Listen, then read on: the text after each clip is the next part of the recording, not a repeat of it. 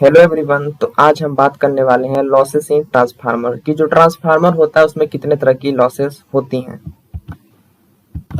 तो जैसा आप सभी को पता है कि जो ट्रांसफार्मर होता है वो एक स्टैटिक डिवाइस होता है। ठीक है, स्टैटिक डिवाइस से मतलब क्या है, उसमें कोई भी मूवेबल पार्ट नहीं होते हैं। ठीक है, तो जो ट्रांसफार्मर होता है उसमें ना ही कोई फ्रिक्शन लॉस होता है, कोई भी मतलब उसमें रोटेटरी पार्ट है ही नहीं, तो उसमें कोई भी किसी भी तरह का और लॉस नहीं होता। जो लॉसेस होते हैं उसके बारे में हम आज डिस्कस करेंगे। इतना आप लोग जान लीजिए कि उसमें रोटेटिंग पार्ट की वजह से कोई भी लॉसेस नहीं होते, क्योंकि वो एक स्टैटिक डिवाइस है। ठीक है, hence the two types of losses occurring in the transformer. ठीक है, जो ट्रांसफार्मर में जो दो तरह की लॉसेस होती हैं आज मैं उसके बारे में आपको बताने वाला हूँ। तो जो दो तरह की लॉसेस होती हैं वो एक फर्स्ट वन है कोर लॉसेस और जो दूसरा है वो है कॉपर लॉसेस। ठीक है, तो जैसा मैंने आपको बताया कि जो लॉसेस हैं वो टू टाइप्स की होती हैं, एक होता है कोर लॉसेस और दूसरा होता है कॉपर लॉसेस। ठीक है, तो आइए हम कोर लॉसेस के बारे में आपको बताते हैं। तो आप स्क्रीन पे ध्यान से देख सकते हैं। देखिए, core losses include hysteresis loss and AD current loss.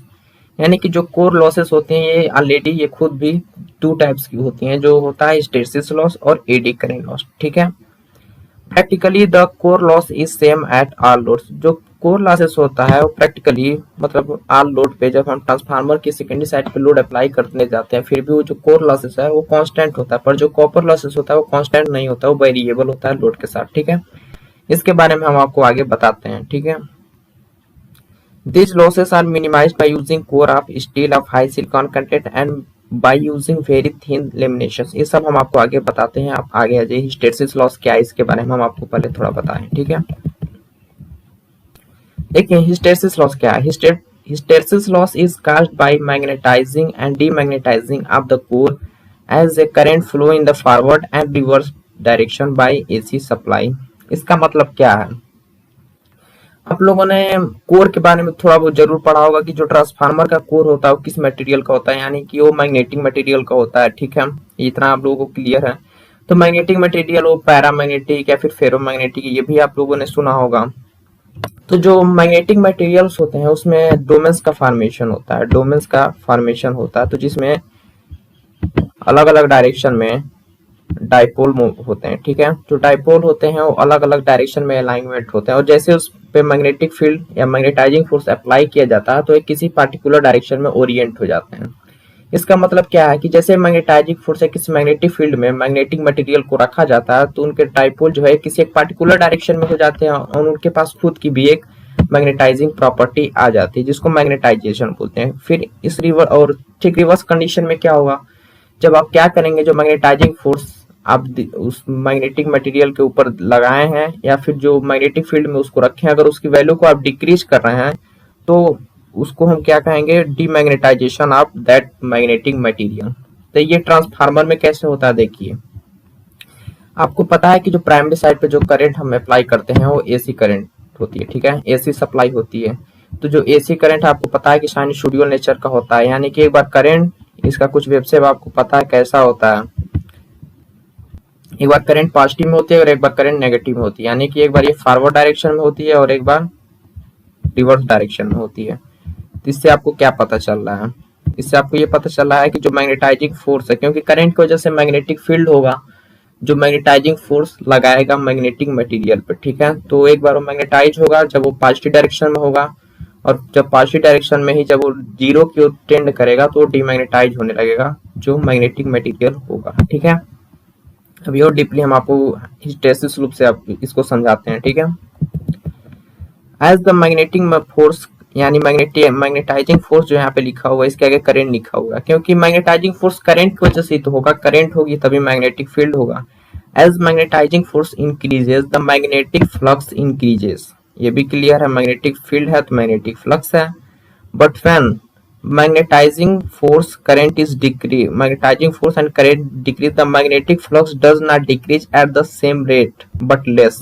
इसका मतलब क्या है, ये जो मैग्नेटिक फ्लक्स बोला जा रहा है कि जैसे मैग्नेटाइजिंग फोर्स इंक्रीज करेगा मैग्नेटिक फ्लक्स इंक्रीज करेगा। ये मैग्नेटिक फ्लक्स वो फ्लक्स है जो मैग्नेटिक मटेरियल के पास आएगा, मतलब मैग्नेटाइजिंग फोर्स की वजह से मैग्नेटिक फील्ड होगी तो उसके वजह से जो खुद का स्ट्रेंथ आएगा मैग्नेटिक मटेरियल के पास, उसकी प्रॉपर्टी आ जाएगी मैग्नेटिक मटेरियल के पास, जो मैग्नेटिक प्रॉपर्टी आएगी, जो स्ट्रेंथ आएगी मैग्नेटिज्म की, मैग्नेटिक फ्लक्स वो इंक्रीज करेगा जैसे हम मैग्नेटाइजिंग फोर्स इंक्रीज करेंगे, पर जैसे जैसे मैग्नेटाइजिंग फोर्स यानी करंट जीरो की ओर टेंड करेगा, डिक्रीज करता जाएगा, तो जो वो मैग्नेटाइज हुआ है तो उसकी जो मैग्नेटिक फ्लक्स की वैल्यू है वो सेम रेट से डिक्रीज नहीं करेगी करंट के साथ में, यानी कि कुछ लैग करेगी। ये भी आप अच्छे से ग्राफ में समझ पाएंगे, ठीक है। तो मैग्नेटिक फ्लक्स या मैग्नेटिक फ्लक्स डेंसिटी जो होगी वो क्या होगी, ग्रेजुअली धीरे धीरे डिक्रीज करेगी in comparison to magnetising force के कंपेरिजन में, ठीक है। Therefore when the magnetising force यानी current reaches zero the flux density has a positive value, यानी कि जब करंट जीरो पे पहुंच गया है, अल्टरनेटिंग करंट है, तो पहले एक बार वो जीरो से मैक्सिमम पे जाएगा, फिर जीरो का फिर नेगेटिव में जाएगा, यानी कि जब वो जीरो के पास है, वो जीरो पे है, तब भी इसकी कुछ पॉजिटिव वैल्यू है, मैग्नेटिक फ्लक्स डेंसिटी की कुछ पॉजिटिव वैल्यू बची है, यानी उस मैग्नेटिक मटेरियल की। In order for the flux density to reach zero, the magnetizing force must be applied in the negative direction, यानी कि उसकी जो पॉजिटिव वैल्यू बची है उसको मिनिमाइज करने के लिए हमको नेगेटिव डायरेक्शन में मैग्नेटाइजिंग फोर्स अप्लाई करना पड़ेगा। यहाँ तक आप लोग को लाइंस पे समझने में कुछ दिक्कत आएगी, पर ये ग्राफ से आपको सब कुछ क्लियर हो जाएगा, जो हिस्टेरेसिस लूप है इससे सब कुछ क्लियर हो जाएगा। The relationship between the magnetizing force and the flux density B is shown on a hysteresis loop. इस हिस्टेरेसिस लूप ये बहुत इंपॉर्टेंट है, इससे आप सब कुछ समझ सकते हैं। इस हिस्टेरेसिस लूप में सब कुछ इंक्लूडेड है। देखिए यहाँ पे एक्स एक्सिस पे डिनोट किया गया है मैग्नेटाइजिंग फोर्स। मैग्नेटाइजिंग फोर्स क्या है, वही जब करंट होगा तो मैग्नेटाइजिंग फोर्स होगा जो कि कोर को मैग्नेटाइज करेगा, यानी मैग्नेटिक मटेरियल को मैग्नेटाइज करेगा, ठीक है। ये फ्लक्स डेंसिटी है, किसकी फ्लक्स डेंसिटी है, फ्लक्स डेंसिटी क्या है, magnetic field per unit area, magnetic field per unit area जो है वो फ्लक्स डेंसिटी है। ये किसके लिए है, ये मैग्नेटिक मटेरियल के लिए, यानी कि जो कोर है, जब हम मैग्नेटाइजिंग फोर्स जो होगा जब वो इंक्रीज करेगा तो उसके रिस्पेक्ट में फ्लक्स डेंसिटी कितनी बढ़ेगी, ये इस ग्राफ पे हम जानेंगे। तो आइए इसको हम पॉइंट पॉइंट देखते हैं, पॉइंट पे पॉइंट। देखिए पॉइंट 1 पे क्या है, मैग्नेटाइजिंग फोर्स एकदम जीरो है, यानी करंट मान लीजिए जीरो है, ठीक है। अब करंट जैसे जैसे पॉजिटिव वैल्यू में इंक्रीज करती जाएगी, देखिए आप देख सकते हैं जो फ्लक्स डेंसिटी है यानी magnetic field per unit area जो है वो मैग्नेटिक मटेरियल की वो इंक्रीज करती जा रही है। इंक्रीज करते करते वो इस पॉइंट पे पहुंचेगी, और जैसे ही इस पॉइंट पे पहुंचेगी उसके बाद अगर आप कितना वो मैग्नेटाइजिंग फोर्स बढ़ा लीजिए वो नहीं बढ़ेगा, वहां पे सेचुरेशन इसको बोलेंगे, यानी कि वो मैग्नेटिक जो मटेरियल उसकी उतनी ही कैपेबिलिटी है मैग्नेटाइज होने की, उससे ज्यादा मैग्नेटाइज नहीं हो सकता, क्योंकि उसके डोमेन के जितने भी डायपोल हैं वो किसी पार्टिकुलर डायरेक्शन में अलाइनमेंट हो चुके हैं।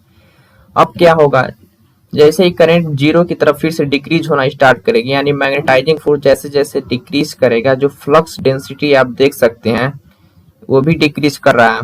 पर आप देखेंगे कि पॉइंट 3 पे अब क्या हो रहा है, मैग्नेटाइजिंग फोर्स जो है वो तो जीरो है, ये मैग्नेटाइजिंग फोर्स, पर जो फ्लक्स डेंसिटी है मटेरियल की उसकी कुछ वैल्यू है, और वो वैल्यू ये है, इसको हम बोलेंगे रिटेंटिविटी, यानी कि आप बोल सकते हैं इसको रेजिडुअल मैग्नेटिज्म भी बोलते हैं, कि मैग्नेटाइजिंग फोर्स के जीरो हो जाने पे भी जो मैग्नेटिज्म बचा रह जाता है मटेरियल में उसको रेजिडुअल मैग्नेटिज्म बोलते हैं, इसको रिटेंटिविटी बोलते हैं, ठीक है।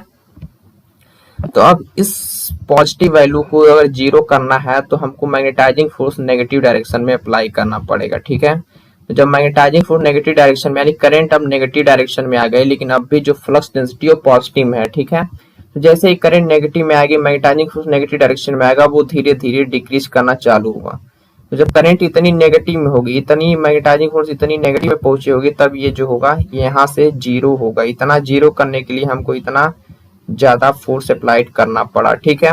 अब आगे देखिए क्या होता है। अब फिर जैसे जैसे मैग्नेटाइजिंग फोर्स नेगेटिव में बढ़ता जाएगा, ये फिर से देखिए देख सकते हैं आप फ्लक्स डेंसिटी नेगेटिव डायरेक्शन में बढ़ती जाएगी, इंक्रीज करेगी फ्लक्स डेंसिटी। नेगेटिव से मतलब क्या है, नेगेटिव से मतलब कुछ नहीं होता, यानी कि जो डायरेक्शन है वो उसकी भी डायरेक्शन चेंज हो गई। फिर पॉइंट 5 पे आप देखेंगे कि यहाँ पे सेचुरेशन हो गया, यानी कि जो मैग्नेटिक मटेरियल है वो इससे ज्यादा मैग्नेटाइज नहीं होगी, कितना हो मैग्नेटाइजिंग फोर्स बढ़ा दिया जाए, ठीक है। अब क्या होगा, फिर मैग्नेटाइजिंग फोर्स को आप डिक्रीज करेंगे, जैसे जैसे डिक्रीज करेंगे तो ये पॉइंट 6 पे मैग्नेटाइजिंग फोर्स पूरी तरह से जीरो हो चुका है, पर ये इसकी कुछ नेगेटिव डायरेक्शन में कुछ वैल्यू बची हुई है, ठीक है। इसकी ये पूरी तरह से जीरो नहीं हुआ, इसकी कुछ वैल्यू बची हुई है। फिर इसको हम जीरो करने के लिए क्या करेंगे, फिर पॉजिटिव डायरेक्शन में मैग्नेटाइजिंग फोर्स अप्लाई करेंगे, ठीक है। फिर पॉइंट 7 पे पहुंच के ये क्या होगा, इनकी जो फ्लक्स डेंसिटी है वो जीरो होगी। फिर मैग्नेटाइजिंग फोर्स हम बढ़ाते जाएंगे और जो मैग्नेटिक मटेरियल की फ्लक्स डेंसिटी है वो 0.2 पे पहुंचेगी, फिर सिचुएशन, और ऐसे ये साइकिल चलता रहेगा। इससे आपको समझाना बस यही है, इस साइकिल से आप यही समझना है हम लोगों को कि जैसे जैसे हम मैग्नेटाइजिंग फोर्स बढ़ाते हैं फ्लक्स डेंसिटी बढ़ती है, पर जो फ्लक्स डेंसिटी होती है वो पूरी तरह से मैग्नेटाइजिंग फोर्स के साथ डिक्रीज नहीं करते, कुछ लैग करते। जैसे यहाँ पे आप देख सकते हैं कि यहाँ पे फ्लक्स डेंसिटी की कुछ वैल्यू है, बल्कि मैग्नेटाइजिंग फोर्स जीरो हो चुकी है। तो ऐसे ही हमको रिवर्स डायरेक्शन में यहाँ पे इतना दूर तक हमको मैग्नेटाइजिंग फोर्स नेगेटिव में केवल अप्लाई करना पड़ा उसको जीरो लाने के लिए। तो ये जो लैग की वजह से जो इतना एक्सटर्नल, मतलब एक्सटर्नल नहीं बोलेंगे, जो ज्यादा फोर्स अप्लाई करना पड़ रहा है, यही हमारी हिस्टैरिसीस लॉस होती है, इसी की वजह से लॉस होती है। तो ये लूप जितना ज्यादा, इस लूप का एरिया जितना ज्यादा से ज्यादा कम होगा, हमारा हिस्टैरिसीस लॉस उतना ही कम होगा। अगर आइडियल कंडीशन की बात करें तो जो अगर कोर है, अगर वो लीनियरली मैग्नेटाइज हो रहा है, जैसे कि आप यहाँ पे देख सकते हैं, मैंने एक छोटा सा दिखाया हुआ है, यहाँ पे हिस्टैरिसीस लॉस एकदम होगा नहीं, क्योंकि जैसे ही मैग्नेटाइजिंग फोर्स बढ़ेगा, देख सकते हैं फ्लक्स डेंसिटी बढ़ रही है, मैग्नेटाइजिंग फोर्स नेगेटिव में जाएगा, ये भी साथ में नेगेटिव में जाएगा, तो आपको एक लीनियर लाइन मिलेगा, ठीक है। पर ये आइडियल पॉसिबल ही नहीं है, इसलिए हम कोशिश करते हैं कि ये जो लूप की जो एरिया है कितना छोटा से छोटा रखा जाए, जितना छोटा से मतलब एरिया जितना कम रहेगा लॉस उतना कम होगा, ठीक है। यानी कि कोशिश ये करना कि जो मैग्नेटाइजिंग फोर्स है फ्लक्स डेंसिटी के साथ साथ वेरी हो लीनियरली, पर ऐसा पॉसिबल नहीं है, बस लूप को हमको थिन रखना है, ठीक है। यहाँ पे आप देख सकते हैं ये थोड़ा सा डोमेन के बारे में दिखा दिया गया कि इसके जो डाइपोल होते हैं, जब कोई भी इसके ऊपर मैग्नेटाइजिंग फोर्स नहीं होता है, मैग्नेटिक कुछ इस तरह से ओरिएंटेड होते हैं, और जैसे ही मैग्नेटाइजिंग फोर्स आता है सारे एक ही डायरेक्शन में ओरिएंट हो जाते हैं, मतलब एक ही डायरेक्शन में हो जाते हैं। The equation of hysteresis loop, equation की हम बात करेंगे कि जो हिस्टैरिसीस लॉस का इक्वेशन हो क्या है। देखिए इसको W से भी डिनोट कर सकते हैं, बहुत चीज से डिनोट कर सकते हैं, वैसे हम WS से डिनोट करते हैं। WH is equal to eta B max पे पावर n FV। ये क्या है, नीटा क्या है, हिस्टैरिसीस कोएफिशिएंट होता है, ठीक है। ये मटेरियल पे डिपेंड करता है, हर एक मटेरियल का अलग होता है, ठीक है। बी मैक्स क्या है, मैक्सिमम फ्लक्स डेंसिटी, वही फ्लक्स डेंसिटी यानी कि मैग्नेटिक फ्लक्स डेंसिटी क्या है, फ्लक्स डेंसिटी क्या है, जो मैग्नेटिक फील्ड पर, एक मिनट सॉरी कुछ थोड़ा सा ये अभी मैंने शायद गलत बोल दिया है, तो आप अगर मैंने इसके पहले गलत बोल दिया तो आप करेक्शन कर सकते हैं कि जो मैग्नेटिक फ्लक्स डेंसिटी होती है वो magnetic flux per unit area होती है, ठीक है। और यहाँ पे क्या है, बी मैक्स है, यानी कि जो मैग्नेटिक फ्लक्स डेंसिटी की जो मैक्सिमम वैल्यू है वो इस फार्मूले में इंक्लूडेड है, ठीक है। उसके ऊपर पावर यान है, तो मैग्नेटिक फ्लक्स डेंसिटी क्या है, magnetic flux per unit area, इसको आप मैग्नेटिक फील्ड भी बोल सकते हैं, ठीक है। और यहाँ पे एफ आप देख सकते हैं क्या है, फ्रीक्वेंसी ऑफ मैग्नेटिक रिवर्सल, ठीक है। ये क्या है, जनरली अगर आप अल्टरनेटिंग सप्लाई दिए हैं प्राइमरी साइड पे ट्रांसफार्मर के, तो ये उसकी फ्रीक्वेंसी है। वी क्या है, volume of magnetic material in metre cube, ठीक है। ये आप हिस्टैरिसीस लॉस का फार्मूला देख सकते हैं, जो कि फ्रीक्वेंसी पे डिपेंड कर रहा है, और वो मैग्नेटिक मटेरियल के वॉल्यूम पे डिपेंड कर रहा है, और जो फ्लक्स डेंसिटी है उस पर डिपेंड कर रहा है, और ये कोएफिशिएंट पे डिपेंड कर रहा है। आइए अब आगे कुछ बात कर लेते हैं कि जो हम हिस्टैरिसीस लॉस को कैसे रिड्यूस कर सकते हैं, ठीक है। लॉसेस को रिड्यूस किया जा सकता है, पूरी तरह से खत्म तो कर नहीं सकते, तो कुछ रिड्यूस कर कैसे कर सकते हैं, देखिए। Hysteresis loss can be reduced by using material that has less area of hysteresis loop. जैसा कि मैंने आपको पहले बताया, देखिए यहाँ पे वही सेम लिखा हुआ है, less area of hysteresis loop, यानी कि एरिया जो होगा जितना मतलब कम होगा, यानी थिनर होगा, लॉस उतना ही कम होगा। क्योंकि जो मैग्नेटिक, जो रेजिडुअल मैग्नेटिज्म के फॉर्म में जो मैग्नेट फ्लक्स डेंसिटी की वैल्यू कुछ बची जा रही है, उसको नेगेटिव, उसको जीरो करने के लिए जो हमको नेगेटिव में मैग्नेटाइजिंग फोर्स अप्लाई करना पड़ रहा है, वो कम से कम अप्लाई करना पड़ेगा, तो लॉसेस जो होंगे वो कम से कम होंगे, ठीक है। हेंस हाई ग्रेड और सिलिका स्टील कैन बी, देखिए silica steel can be used for designing the core within a transformer because it has extremely less area of the hysteresis loop, ठीक है। जो ट्रांसफार्मर होता है उसका जो कोर होता है वो सिलिकॉन स्टील का बना होता है, जो कि स्टील का कोर होता है, सिलिकॉन का उसमें कुछ होता है, परसेंटेज मिलाया जाता है। इसके बारे में हम कभी बाद में बता देंगे कि ऐसा कैसे मिक्सअप करते हैं, कई तरीके होते हैं इसके, ठीक है। आइए हम नेक्स्ट लॉसेस पे बात करते हैं। Next core loss. Core loss दो टाइप्स का होता है, हिस्टेरिसिस लॉस और एडी करंट लॉस। हिस्टेरिसिस के लॉस पे हमने अभी आपको बहुत देर तक बताया, बहुत अच्छे से बताया कि क्या क्या होता है, पूरी अच्छे से हिस्टेरिसिस लॉस लूप के बारे में डिस्कस किया। आइए एडी करंट लॉस के बारे में हम आपको बताते हैं, ठीक है। देखिए एडी करंट क्या है। When the current is varying in transformer, then due to alternating flux, EMF is induced in the transformer core. This induced EMF causes circulating current to flow, referred to as eddy current. The power loss caused due to this eddy current is known as eddy current loss. देखिए क्या है यहाँ पे, क्या बोला जा रहा है। When the current is varying in transformer, जब ट्रांसफार्मर में करंट वेरी करेगा तो अल्टरनेटिंग सप्लाई ट्रांसफार्मर वर्किंग करता है। अल्टरनेटिंग सप्लाई हमने दे रखी है तो ऑलरेडी करंट वेरिंग नेचर की है। तो आप Faraday law of electromagnetic induction के प्रिंसिपल पे जैसे ही जो अल्टरनेटिंग फ्लक्स सेटअप होगा अल्टरनेटिंग करंट की वजह से, तो जो ट्रांसफार्मर का कोर होगा, ट्रांसफार्मर का कोर वो तो मैग्नेटिक मटेरियल है, ऊपर से वो कंडक्टर भी है एक तरह सा। तो उसमें जैसे ही फ्लक्स लिंक करेगा वो भी वेरिएबल का, तो जैसे फ्लक्स चेंज होगा उससे लिंक हो रहा है जो अल्टरनेटिंग फ्लक्स, तो उसमें एक ईएमएफ इंड्यूस हो जाएगा। हालांकि वो कंडक्टर है, तो जैसे ईएमएफ इंड्यूस होगा उसमें सर्कुलेटिंग करंट फ्लो होने लगेंगे, कोर में सर्कुलेटिंग करंट फ्लो होने लगेंगे, ठीक है, जिसको हम एडी करंट्स बोलते हैं, जिसको हम एडी करंट बोलते हैं। फिर एडी करंट लॉस क्या है। The power loss cause due to this eddy current, क्योंकि आपको पता है कि जो पावर लॉस का फॉर्मूला होता है करंट की वजह से वो आई स्क्वायर आर होता है। तो अगर उसमें उसका कुछ रेजिस्टेंस होगा और जो करंट फ्लो होगी उसके वजह से हीट के फॉर्म में जो लॉस होता है उसी को एडी करंट लॉस कहते हैं। एडी करंट लॉस को आइए थोड़ा सा हम फिगर के माध्यम से डीपली आपको समझाएं, इसको रिड्यूस करने का तरीका भी आपको बताते हैं। देखिए यहाँ पे आप देख रहे होंगे दो कोर, या क्या है ये दो कोर है, एक लेफ्ट में एक राइट में। आप देख के पता लगा सकते हैं इसमें क्या डिफरेंस है।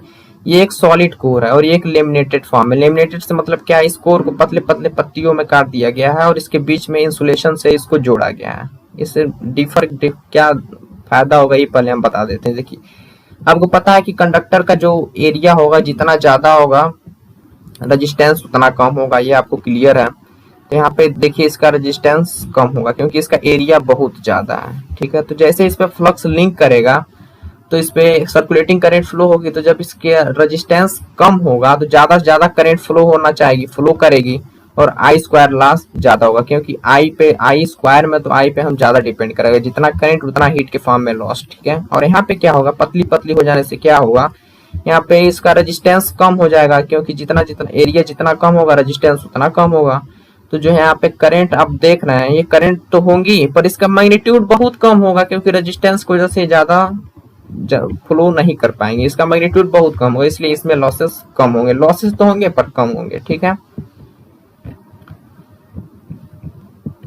The equation of eddy current loss is given by, eddy current loss किस पे डिपेंड करता है। देखिए एडी करंट लॉस का फॉर्मूला है P is equal to K E B max square F square T square V. देखिए ये क्या है, ये एडी करंट लॉस है, वाट में होता है लॉसेस, ये आपको पता ही है। के ई क्या है, एडी करंट कांस्टेंट है।